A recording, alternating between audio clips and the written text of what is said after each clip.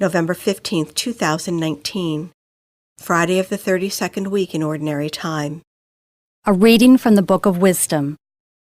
All men were by nature foolish, who were in ignorance of God, and who from the good things seen did not succeed in knowing Him who is, and from studying the works did not discern the artisan.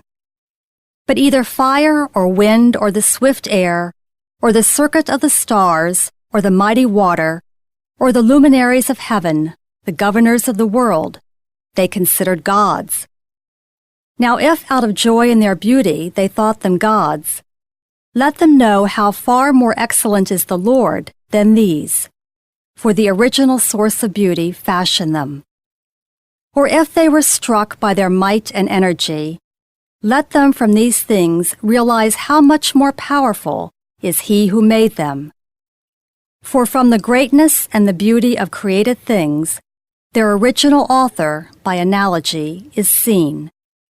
But yet, for these the blame is less. For they indeed have gone astray perhaps, though they seek God and wish to find Him. For they search busily among His works, but are distracted by what they see, because the things seen are fair. But again, not even these are pardonable. For if they so far succeeded in knowledge that they could speculate about the world, how do they not more quickly find its Lord? The Word of the Lord. The Responsorial Psalm. The response is, "The heavens proclaim the glory of God."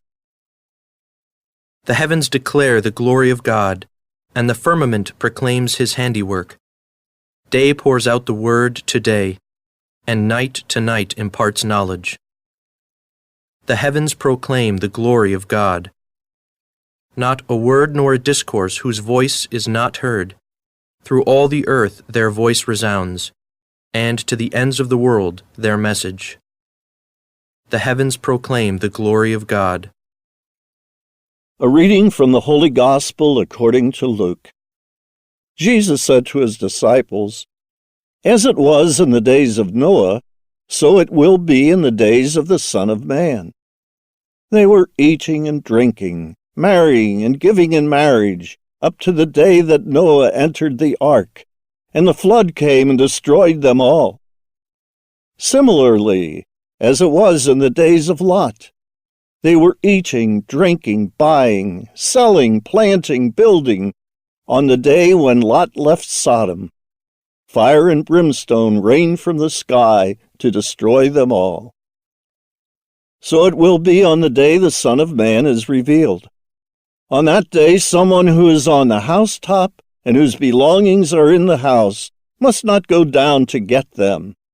And likewise, one in the field must not return to what was left behind. Remember the wife of Lot. Whoever seeks to preserve his life will lose it, but whoever loses it will save it. I tell you, on that night there will be two people in one bed. One will be taken, the other left. And there will be two women grinding meal together. One will be taken, the other left." They said to Him in reply, "Where, Lord?" He said to them, "Where the body is, there also the vultures will gather." The Gospel of the Lord.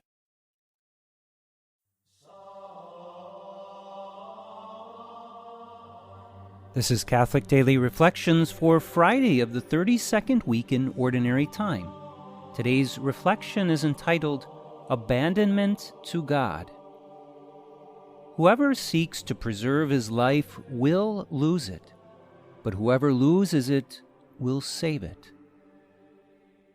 Jesus never fails to say things that cause us to stop and think.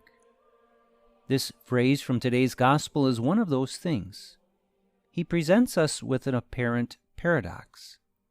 Trying to save your life will be the cause of you losing it, but losing your life will be the way you save it.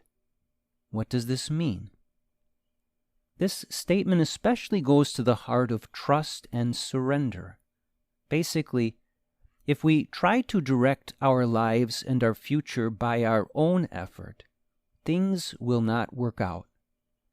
By calling us to lose our life, Jesus is telling us that we must abandon ourselves to Him. We must allow Him to be the one who directs all things and guides us into His most holy will. This is the only way to save our life. We save it by letting go of our own will and letting God take over. This level of trust and surrender is very difficult at first. It's difficult to come to the level of complete trust in God. But if we can do that, we will be amazed at the fact that God's ways and plan for our life is far better than we could ever come up with on our own. His wisdom is beyond compare, and His solution to all our concerns and problems is perfect.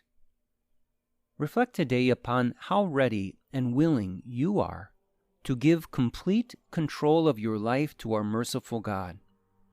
Do you trust Him enough to let Him take complete control? Make this act of faith in the most sincere way that you can, and watch as He begins to preserve you and help you flourish in a way that only God can do. Let us pray. Lord, I give you my life, my cares, my concerns, and my future. I trust you in all things. I surrender all. Help me to trust you more each day and to turn to you in complete abandonment. Jesus, I trust in you.